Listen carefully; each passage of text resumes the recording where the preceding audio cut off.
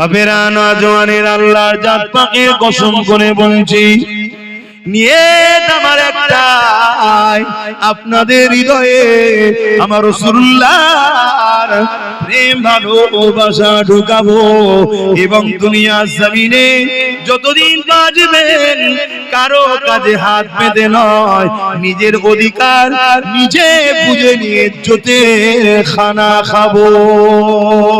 এই আশায় আপনাদেরকে বুঝাচ্ছি, নবীকে পিয়ার করো, নামাজ পড়ুন, রোজা রাখুন, হজ করুন, দান খায়রাত করুন, অপর দিকে অন্যায়কে মিটান, জুলুমকে মিটান, রেপকে মিটান, সুদকে মিটান, ঘুষকে মিটান।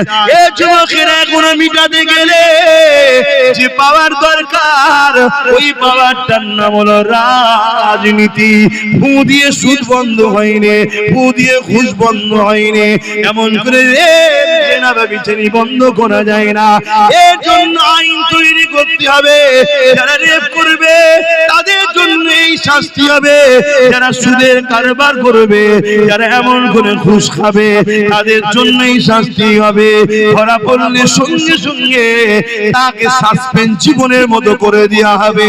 এইভাবে ২-১০টাকে করলে এই সমাজে রেপ বন্ধ হয়ে যাবে, এই সমাজে ঘুষ বন্ধ হয়ে যাবে। আজকে দিনে সবচেয়ে মারাত্মক ভয়ানক জিনিস যেটা মানুষকে কুরে কুরে খাচ্ছে, নেশা নেশা নেশা। এই নেশাকে বন্ধ করা দরকার। সেই নেশাটা মদ হতে পারে, সেই নেশাটা গেঁজা হতে পারে, সেই নেশাটা অন্য কিছু হতে পারে। কিন্তু দুঃখের বিষয় বলতে হয়, আজকে সরকার যখন মদের ডিলার লায়, সরকার যখন মদ বিক্রিতে নম্বর 1 হয়ে গর্ব করে, সেই সমাজে মাতালকে কখনো রুখা সম্ভব নয়। এই মদের কারণে ক্রাইম হচ্ছে, এই মদের কারণে নারীরা ডিভোর্স হচ্ছে, এই মদের কারণে অ্যাক্সিডেন্ট হচ্ছে, এই মদের কারণে আজ আমার তিলোত্তমা বোনটা রেপ হয়ে গেল। এই মদের কারণে আজ তামান্নাকে বোম মেরে মেরে দেওয়া হলো। এই মদ এত খাতারনাক জিনিস, এই মদকে বন্ধ করা এটা আমাদের দায়িত্ব আছে না? না, এই মদকে বন্ধ করবেন কি করে? মুসলিম সমাজ যাতে মদে আসক্ত হয়, গভর্নমেন্ট কি করছে শোনেন, মুসলমান এলাকা দেখে দেখে মদের লাইসেন্স দিচ্ছে। ফুরফুরা শরীফে চলে যান, ঢুকার 4-5টা রাস্তা আছে, প্রতিটা রাস্তার ঢুকার মুখে একটা করে মদের দোকানের লাইসেন্স দিয়েছে, সেখানে মদের বিক্রি হচ্ছে। চলে যান একটা পবিত্র তীর্থভূমি, ভারতবর্ষের দ্বিতীয় বৃহত্তম তীর্থভূমি, যে ধর্মে ইসলামে মদকে হারাম করা হয়েছে, সেই ধর্মের স্থানের ঢুকার মুখে মদের লাইসেন্স দিয়ে দিয়েছে। আপনারাও মুসলমান এলাকাগুলো খেয়াল করে দেখবেন, আমার কথা মিলার। মুসলিম এলাকায় মদের দোকান হচ্ছে, মুসলিম এলাকায় ফাংশন হচ্ছে, মুসলিম এলাকায় জুয়ার আড্ডা বসছে, মুসলিম এলাকায় নাচের আড্ডা বসছে, মুসলিম এলাকায় এমন করে সুদের কারবারের ব্যবস্থা তৈরি হচ্ছে। কেন করা হচ্ছে? সরকার জানে, সরকারের পিছনে অনেক মাওলানা রয়েছে যারা সরকারকে বুদ্ধি দিচ্ছে। এদেরকে মিটাতে গেলে এদেরকে আল্লাহ থেকে সরাতে হবে, এদেরকে রাসূলের থেকে সরাতে হবে। সরাতে গেলে ডাইরেক্ট যদি বলেন আপনাকে বক্সিং মেরে নাক ফাটিয়ে দেবে, ওটা করবেন না। এদেরকে মদে ঢুকিয়ে দেন, এদেরকে গানে ঢুকিয়ে দেন, এদেরকে ফাংশনে ঢুকিয়ে দেন, এদেরকে সুদে ঢুকিয়ে দেন, এদেরকে লোনে ঢুকিয়ে দেন। একদিকে এদেরকে গরিব বানান, অপরদিকে এদেরকে অল্প পয়সায় লোন দেন। যখনই সুদ নেবে, কাবার সামনে মায়ের সঙ্গে জিনা করার সমান পাপ হবে, তখন এরা আল্লাহ রাসূলের থেকে সরে যাবে। আল্লাহ রাসূলের দয়া মায়া যখন এদের থেকে সরে যাবে, তখন এদেরকে যখন আপনারা কতল করবেন, আল্লাহ সাহায্য করবে না। বদরের মতো এরা জিততে পারবে না। এ আমার জাতি, এ আমার কওম, তোমাদেরকে মেরে ফেলার প্ল্যান চলছে। তোমাদেরকে আল্লাহ রাসূল থেকে প্রথম সরাবে, তারপরে তোমাদের ঈমানকে লুটবে, তারপরে তোমাদেরকে কতলেআম করবে। তোমাদের কোনো সাহায্যকারী তোমরা পাবে না।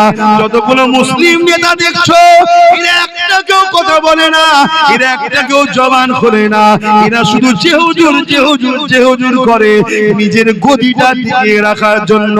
এই রকম একটা জায়গায় দাঁড়িয়ে আজ যখন দাদা পীরের চতুর্থ প্রজন্ম হয়ে আমি জানকে বাজি লাগিয়ে আজ যখন আমার সমাজকে জাগায়, আজ যখন আমার সমাজকে বুঝায়, আজ যখন সমাজকে ভাবাতে লেগেছি, ওরে আমার সমাজ রে, তোর সরকার তোকে আল্লাহ রাসূলের থেকে সরাবার কি পরিকল্পনা করেছে দেখ।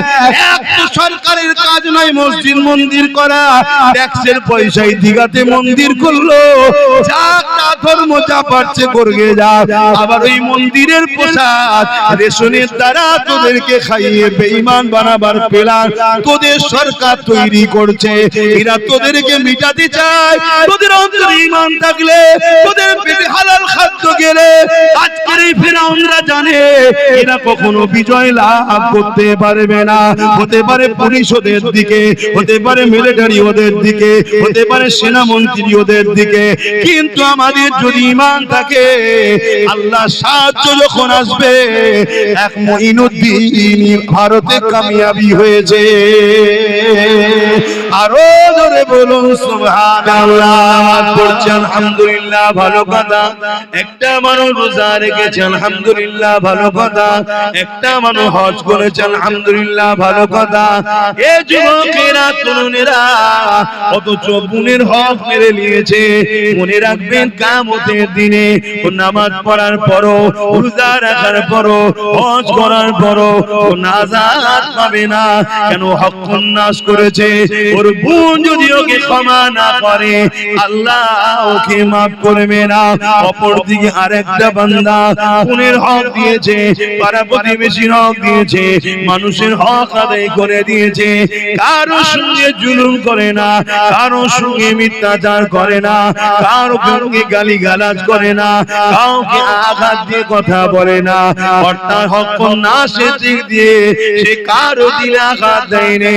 অপরদিকে সে নামাজ পড়েছে, রোজা রেখেছে, বা নামাজ কাজা হয়ে গেছে, রোজা কাজা হয়ে গেছে, হজ আদায় করতে পারেনি।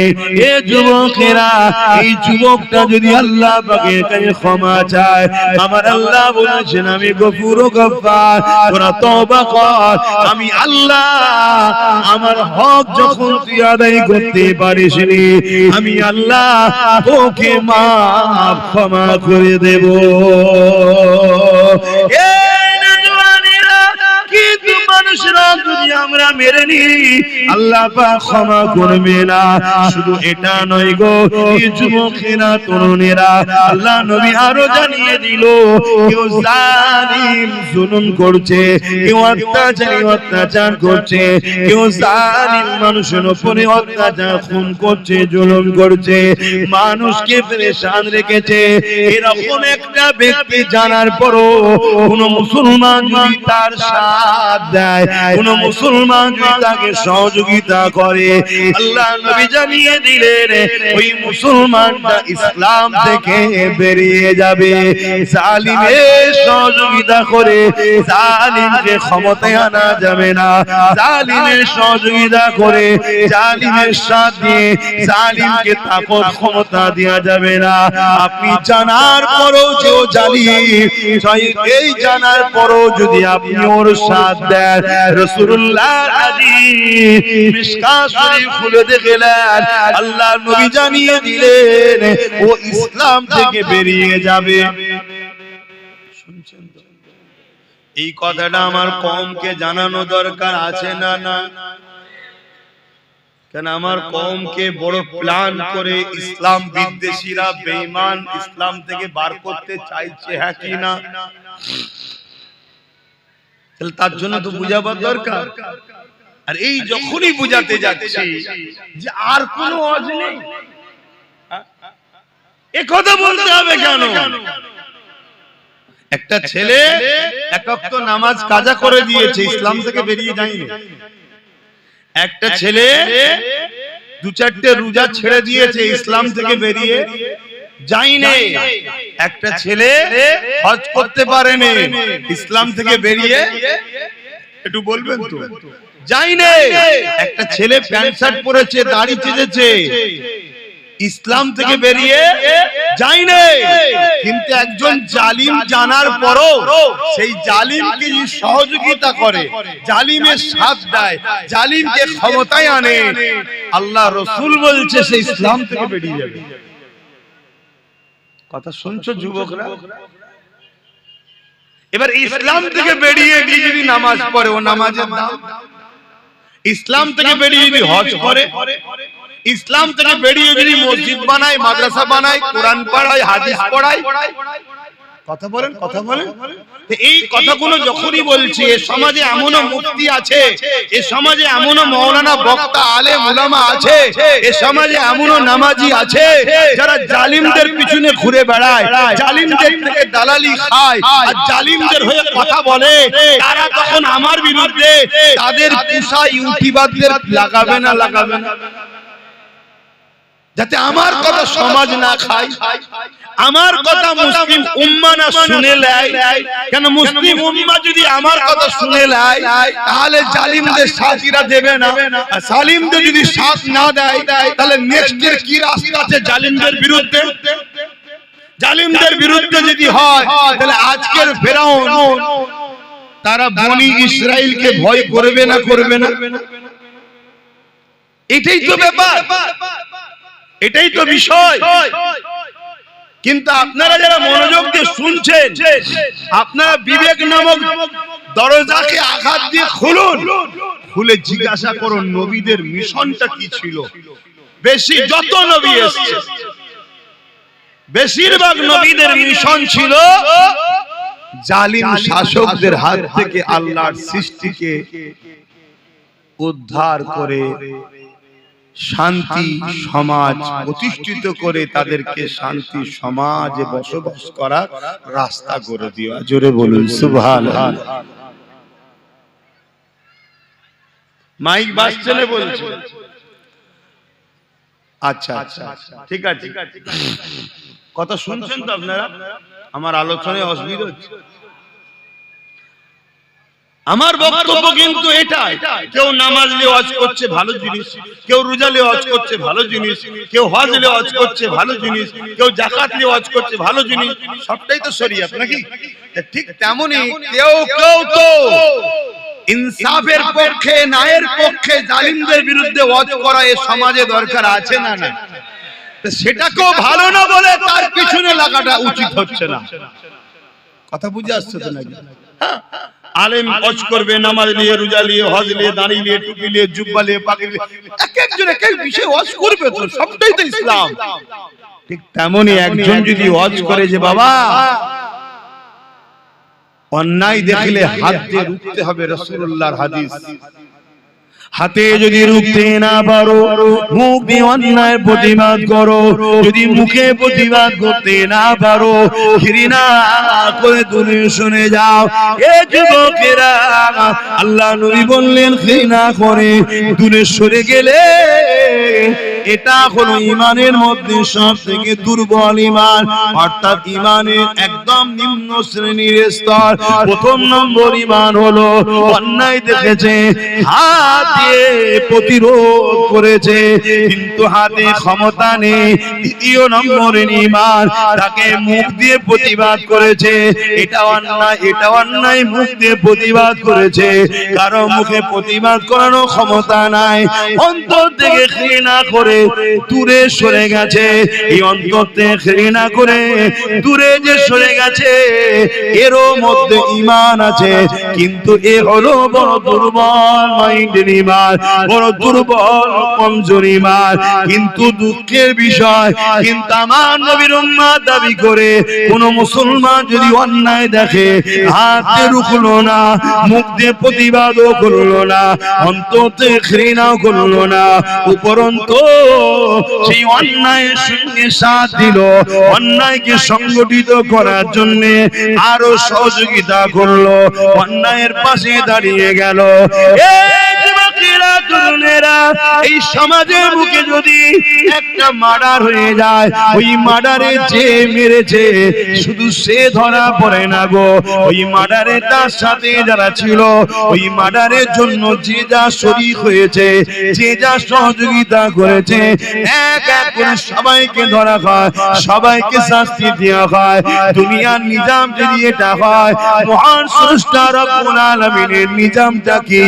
অন্যায় দেখলে হাত দিয়ে রোখো, হাতে রুখতে পারো না, মুখ দিয়ে প্রতিবাদ করো, মুখে প্রতিবাদ করতে পারো না, অন্তর থেকে তো কমসে কম ঘৃণা করে শুনে যা।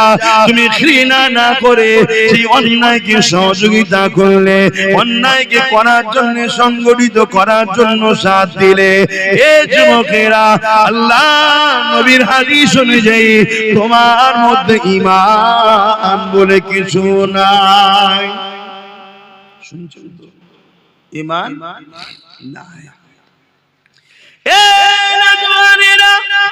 কেউ যদি কোন গরিবের ঘর ভাঙে আর তুমি যদি তার হাত দিয়ে না রোখো, তাহলে তোমাকে মুখ দিয়ে প্রতিবাদ করতে হবে। মুখ যদি প্রতিবাদ করতে না পারো, অন্তর থেকে যারাই অন্যায় করছে ঘৃণা করে দূরে সরে যাও। তা না করে যদি তুমি সেই গরিবের ঘর ভাঙাচ্ছি যারা, তাদের সঙ্গে তোমরা যদি সাথ দাও, রাসূলুল্লাহর হাদিস অনুযায়ী তোমার মধ্যে ঈমান থাকতে পারে না।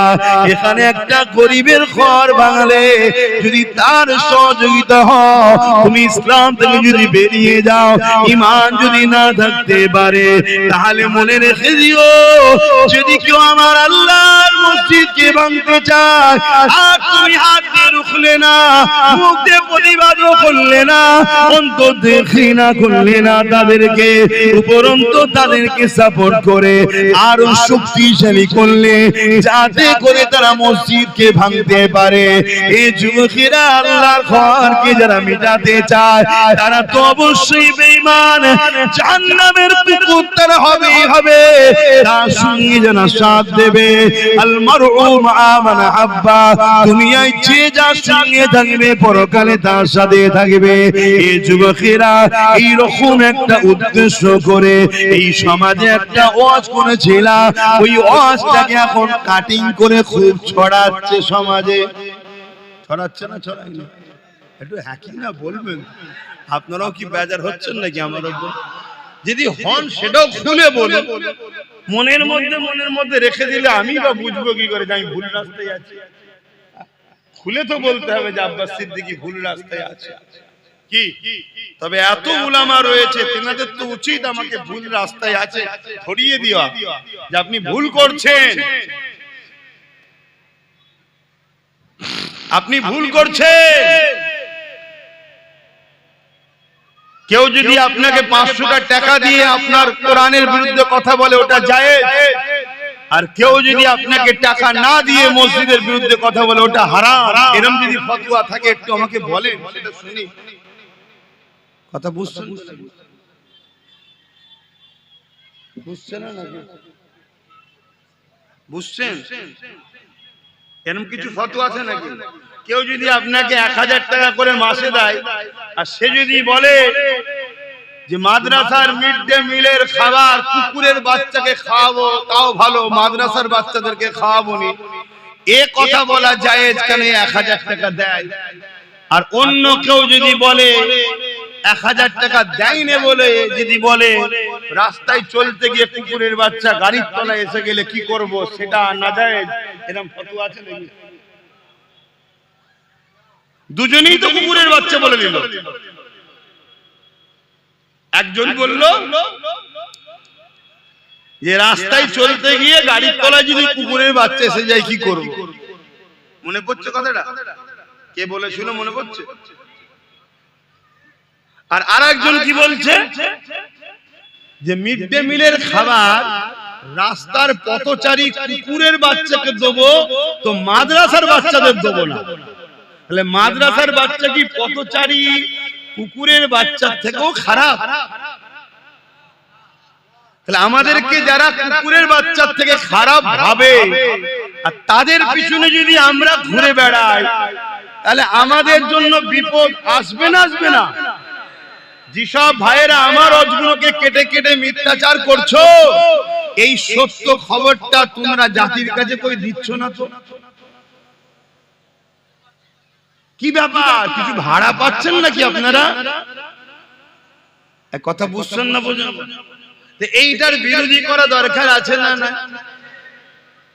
কেউ যদি কোনো মুসলমান নিজেকে মনে করে যে আমি কুকুর, আমার বাচ্চা কুকুরের বাচ্চা, সে বিরোধী না করে আলাদা ব্যাপার। কত শুনছেন? কোন মুসলিম ঘরে যদি এমন ছেলে জন্ম নেয়, দেখা যাবে সে নিজেকে কুকুর মনে করছে আর তার বাচ্চাকে সে নিজে কুকুরের বাচ্চাই মনে করে। সে যদি এই কথাটার প্রতিবাদ না করে সেটা তার বিষয়, কিন্তু আমি আব্বাস সিদ্দিকী আমি মনে করি এই জমিনের উপরে খায়রুল উম্মাহ, একটা আমরা আশরাফুল মাখলুকাত, আবার নবীর উম্মত হওয়ার জন্য শ্রেষ্ঠ উম্মত আমরা। অতএব এত বড় গালি দিবার অধিকার কে দিয়েছে তাকে এত বড় কথা বলতে? তাহলে এর প্রতিবাদের দরকার আছে না? না, এই প্রতিবাদটা একটা হুজুর হিসাবে, উলামা হিসাবে আমার করার রাইট নাই? অসুবিধা হচ্ছে আব্বাজানদের?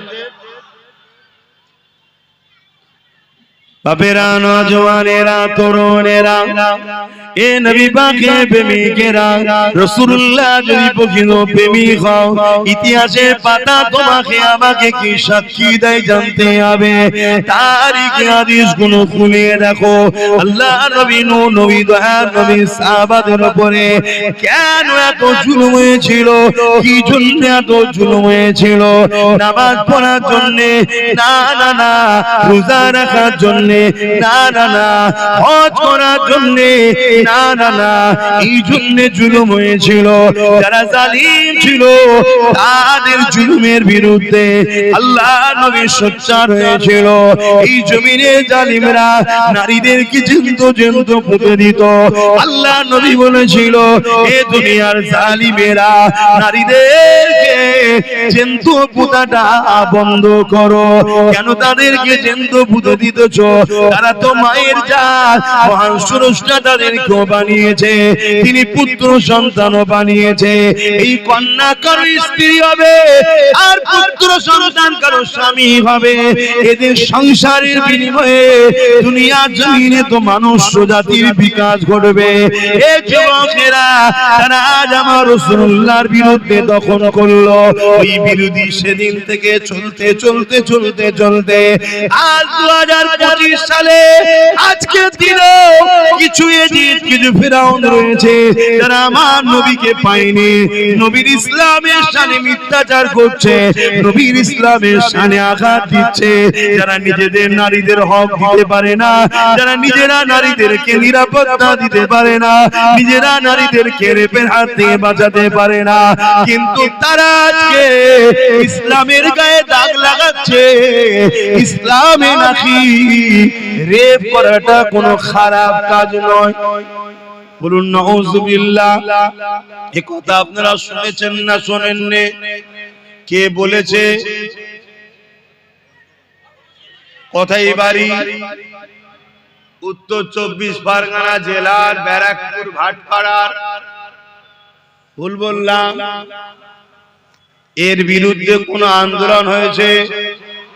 এর বিরুদ্ধে কেস হয়েছে? কে অ্যারেস্ট করেছে? কেন অ্যারেস্ট করবে? যাদের হাতে ক্ষমতা তাদেরও দিলের ধারণা ইসলাম মিটাও। এ প্রকাশ্য দুশমন, এ বন্ধু সেজে দুশমন। শুনছেন তো নাকি? আর পাওয়ার তো আমরা দিয়ে রেখেছি জালিমদের হাতে। কথাটা কি কষ্ট হলো? আমার ইসলামে কি রেপ করা পাপ না? রেপের শাস্তি নেই? কি শাস্তি? গলা বন্ধ পুঁতে দিয়ে পাথর মারতে মারতে মেরে ফেলে, এক কথা মৃত্যুদণ্ড। যারা এ কথা বলছে তারা রেপের শাস্তি দেয়। এখন সে বর্তমান বিজেপিতে আছে, আগে ছিল টিএমসিতে, কালকে কোথায় থাকবে বোঝা মুশকিল। বর্তমানটা ধরেই বলছি, মণিপুরে উলঙ্গ নারীদেরকে নিয়ে ঘোরানো হচ্ছে, নারীদের ইজ্জত নষ্ট করা হচ্ছে। বিজেপি সরকার সেখানে নারীদের অধিকার দিতে, জোরে বলো। উত্তরপ্রদেশে নারীদের উপরে অত্যাচার হচ্ছে না হয়নি? নারীদের অধিকার দিতে তোরা জাহেল, নিজেরাই নারীদের অধিকার দিতে পারিসনি, তোরা আবার ইসলামের বিরুদ্ধে কলম চালাচ্ছিস কি করে, কোন শক্তিতে? ওদের হাতে রাজ পাওয়ার। গতকালকে আবার ঘোটালা করে পুরো তো একদম লাফ মেরে উঠে গেল, বুঝছেন তো নাকি? সব ওদের হাতে। এটা কথা বলবো, তোমরা তো সবাই অনেকে মনে করো রুখতে হবে রুখতে হবে, আমিও বলছি রুখতে হবে, কিন্তু রুখতে গিয়ে নিজের ছেলে ক্ষুধার্ত সেটাকে খেয়াল নেই। রোকো, পাশাপাশি নিজের ছেলের কথাও তো ভাবো যে আমার ছেলে কবে খাবে, এটা ভাবতে হবে না? রুকার পিছনে এই ছুটছে আর অন্যজন বসে বসে খেয়ে যাচ্ছে। কথা বুঝে আসছে? নির্বাচন কমিশনার বলছে বিহারে ভোট করেছে 66%, 66.67% ভোট পড়েছে। এই অসুবিধা হচ্ছে নাকি? না ভাবছেন আবার জলসায় কথা বলছে কেন? এখন জলসার রাজনীতি বলে আলাদা কিছু আছে নাকি? রাজনীতির লোকেরা জলসা করছে না, করে না? কথা বলছে না? তারা পার্টির মিটিং এ ডেকে ইসলামের বিরুদ্ধে কথা বলছে না, বলে না? তারা পার্টির মিটিং এ ডেকে বিভিন্ন ফতোয়াবাজি করছে না, করে না? তা তুই যখন রাজনীতির ব্যানারে ধর্মের বিরুদ্ধে হাত দিয়েছিস, তখন আমরা উলামারা আমাদের ডিউটি এখন ধর্মের ব্যানারে দাঁড়িয়ে তোদের কলিজাতে এবার হাত দিতে হবে। হ্যাঁ ঠিক না বেঠে? কেন তোদের সাহস বেড়ে গেছে। তোরা মনে করেছিস মোল্লা মলি সাহেবরা রাজনীতিতে নেই, মুসলিম দলের কোন নেতৃত্ব দিবার কেউ নেই, মুসলমানদের কথা বলার কেউ নেই, মুসলমানকে শুধু ভয় দেখিয়ে দেখিয়ে আমাদের কোলে তুলে রাখবো, আমরা যা খুশি তাই করব। না দিন সেদিন চলে গেছে। আজকের যুবকদের হৃদয়ে, আজকের নতুন প্রজন্মদের হৃদয়ে একটাই কথা, আমার ফারুকে আজমের রাজত্ব হবে ইনশাআল্লাহ। আবার ইনসাফ হবে, আবার ন্যায় হবে, আবার জাস্টিস হবে, আবার গরিবের অধিকার দেওয়া হবে। এর জন্য আমার নবীর উম্মতেরা আগামী দিন এতিম, অসহায়, গরিব, বিধবা, বঞ্চিত, শোষিত, লাঞ্ছিত মানুষের হয়ে এই যুব সমাজ তারা লড়ার জন্য তৈরি হয়েছে। ঠিক না বেঠি? হাত তুলে সাক্ষী দাও আল্লাহকে, লড়াই করতে রাজি, লড়াই করতে রাজি।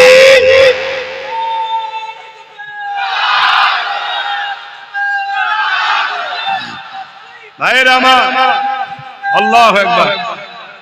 তাহলে কমিশন বলছে বিহারে 66.67% ভোট পড়েছে। আর বিহারে ভোটের সংখ্যা কত? 7,42,00,000 কম বেশি। এটা হলো টোটাল ভোটের সংখ্যা। আর ভোট পেয়েছে কত? 7,45,00,000।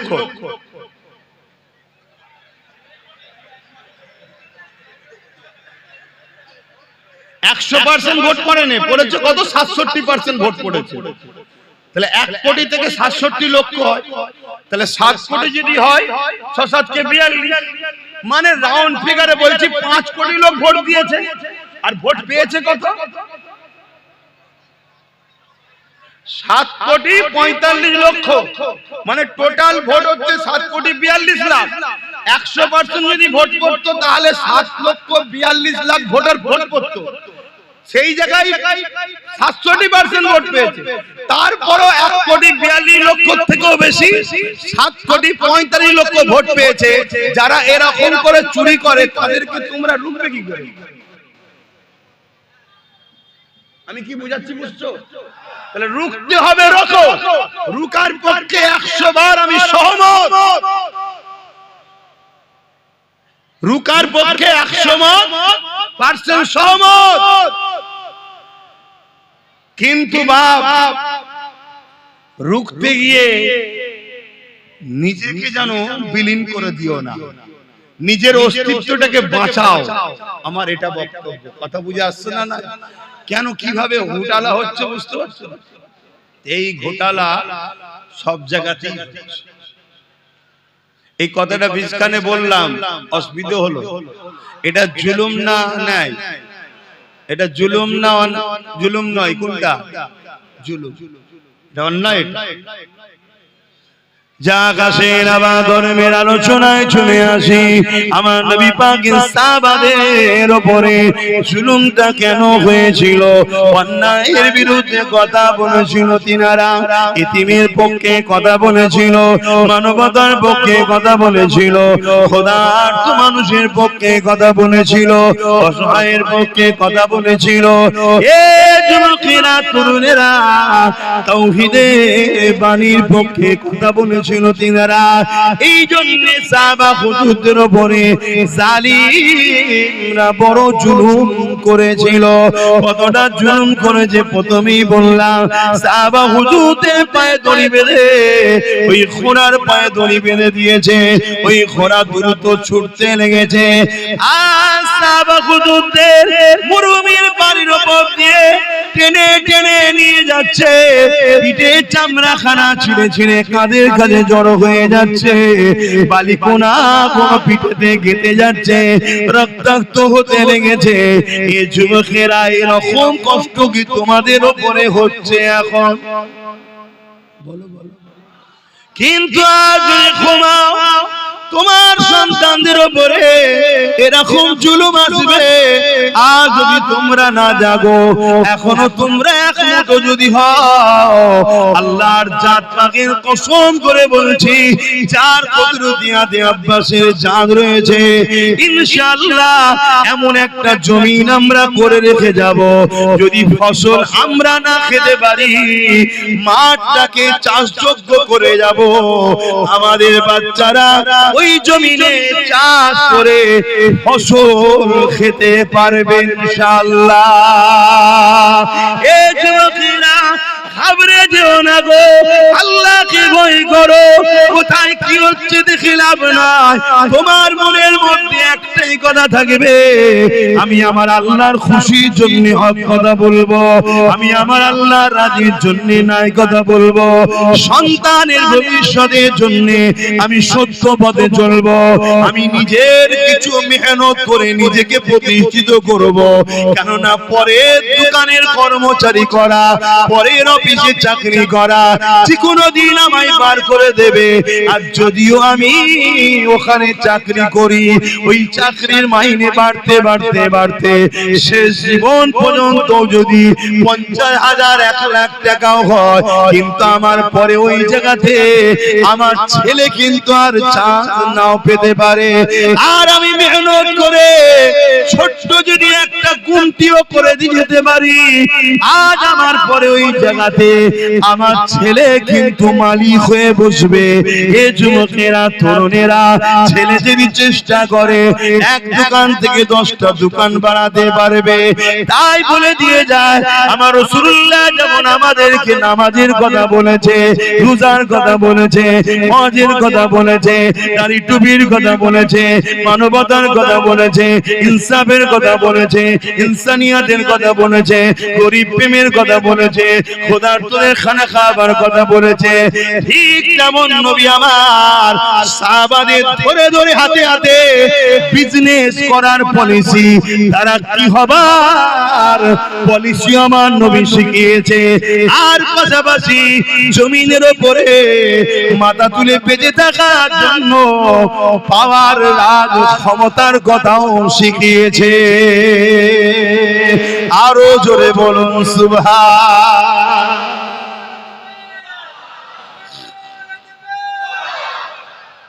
আর আজকে নামাজটা নিলেন, মসজিদটা নিলেন, রোজাটা নিলেন, হজটা নিলেন, সবটা নিলেন, আর রাজনীতিটা ছেড়ে দিলেন।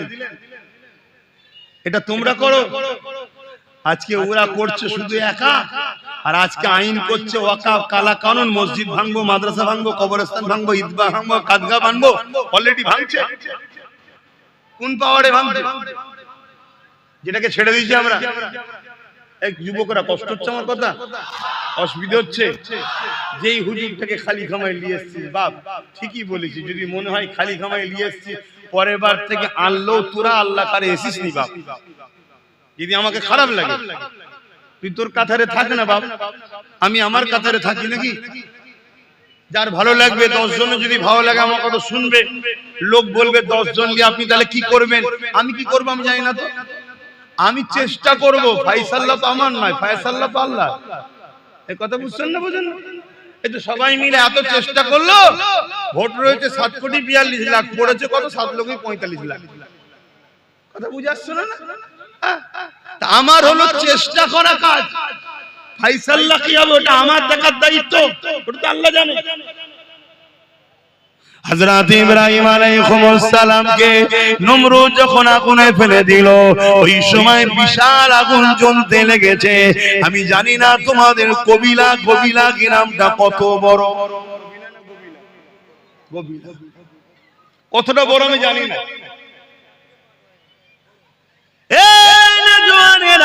কিন্তু ইরাকের জমিনে ব্যাবিলনে যান, গিয়ে দেখে ইব্রাহিম নবীকে যে জায়গায় আগুন তৈরি করে বাদশা নমরুদ ফেলেছিল, কি জন্য ফেলেছিল?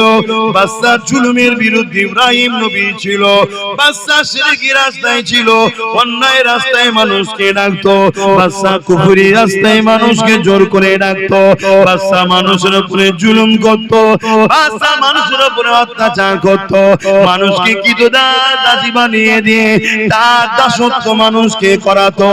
এই সময় ইব্রাহিম নবী জালিম নমরুদের বিরুদ্ধে যখন কথা বলতেছিল, ইব্রাহিম নবীকে অনেক দিক দিয়ে নমরুদ হত্যা করার চেষ্টা করেছে, কোন দিক দিয়ে যখন পারেনি, ইব্রাহিম নবীকে নমরুদ বিশাল আগুন তৈরি করে ওই আগুনের কুণ্ডুতে ইব্রাহিম নবীকে ফেলে দিয়েছে।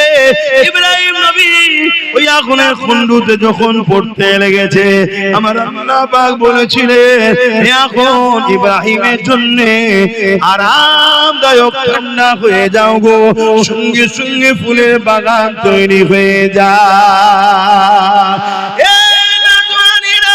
চারিদিকে আগুন, বিচখানে ফুলের বাগান তৈরি হয়ে গেল।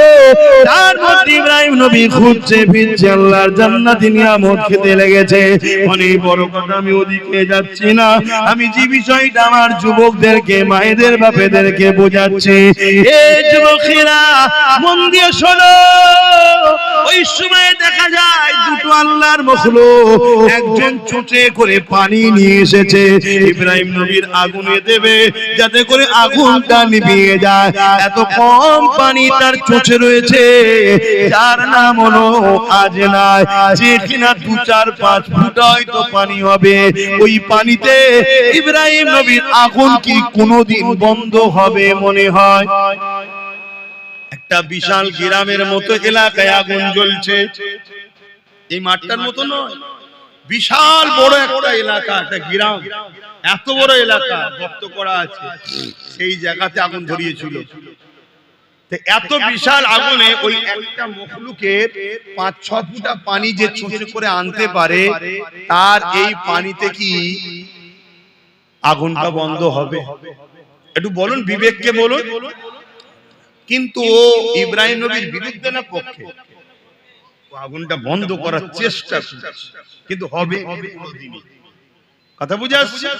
অপর দিকে আরেকটা হলো গিরগিটি। কি নাম? গিরগিটি। যারা রং পাল্টায় এদেরকে গিরগিটি বলা হয়। কিছু গিরগিটি নেতাও বেরিয়েছে, আছেন না? না, আপনার সঙ্গে ইফতার খেয়েছিল, আপনার সঙ্গে একসাথে বসেছিল, কি পূর্ব মেদিনীপুরে গিরগিটির মতো রং পাল্টেছে না পাল্টাইনি? জোরে বলে। এখন আবার কালকে লাড্ডু খাওয়াচ্ছে, বলছে এবারে আমাদের বাংলা। অত সহজ না, কথা বুঝে আসছে না? না, যতটুকু পেয়েছিস দিদির দয়াতে পেয়েছিস, বেশি আর কথা বলিস না, আমরা সব বুঝি। তোরা দুজন সেটিং এ আছিস, অন্য কাউকে বিরোধী রাখতে চাইছে না, তোকেই রাখতে চাইছে। কেন? তুই থাকলে এ যা করবে তুই ধামা চাপা দিবি, আর তুই যা করবি এ তোকে সিকিউরিটিদের নিরাপদে রাখবে। অন্য কেউ বিরোধী হয়ে গেলে তোদের দুজনেরই কপালে বাস পড়ে যাবে। কি গো, কথাটা কি ভুল বললাম না? আপনাদের খারাপ লাগছে? এই যারা দাঁড়িয়ে আছেন বলেন, অসুবিধা হচ্ছে? আমার তো সোজাসুজি কথা, কাউকে তো ধরে আনিনি। বা এই গিরগিটির মতো শুধু রং পাল্টা। একদিন মাথায় টুপি দিয়ে সাদা পায়জামা পাঞ্জাবি পরে এসে খুব ইফতার খেয়েছে আমাদের সাথে। খেয়েছে না খাইনি? আমার সাথে না খেলো, আমাদের সাথে তো খেয়েছে নাকি?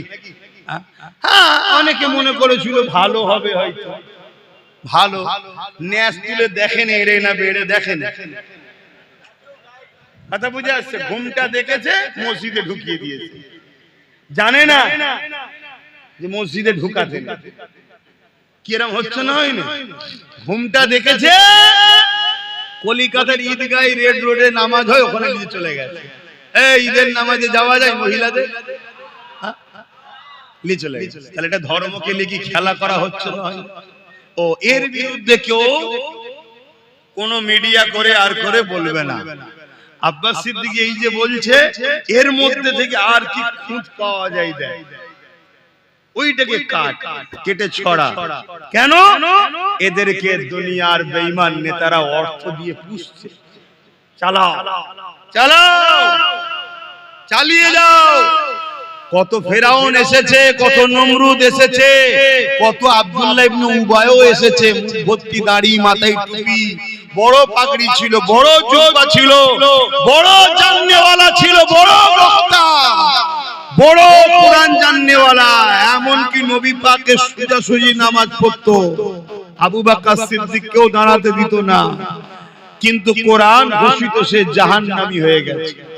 কথা বুঝে আসছে? সবাই চোখে ধুলা দিয়ে যেতে পারে, আব্বাস তোমাদের চোখেও ধুলো দিয়ে দিতে পারে, কিন্তু আব্বাস আমার আল্লাহর কুদরতি চোখে ধুলো দিতে, জোরে বলো, ইজ্জতের মালিক তোমরা না আল্লাহ, জোরে বলে, আরো জোরে বলে। অতএব আব্বাস যেখানে যায়, আল্লাহ শুকর করে বলছি, মানুষের ভিড়ে ঠেলাতে, চিৎকার চেঁচামেচিতে ওয়াজ করতে পারছি না আমি। সমস্যা এই গত মনে হয় পরশুদিন, গতকাল জুম্মা গেল, পরশুদিন কোথায় গেলাম? ঢোলা, ঢোলাতে সারাক্ষণ তো ঝগড়াই হলো, কি জায়গা পাই দাঁড়াতে পারে, এই ঝগড়া হয়ে হয়ে সারাক্ষণ সময় চলে গেল। কি ওয়াজ করব? ওই ওর মধ্যে ও ঝগড়া করে যাচ্ছে, আমি ওয়াজ করে যাচ্ছি, কি করব?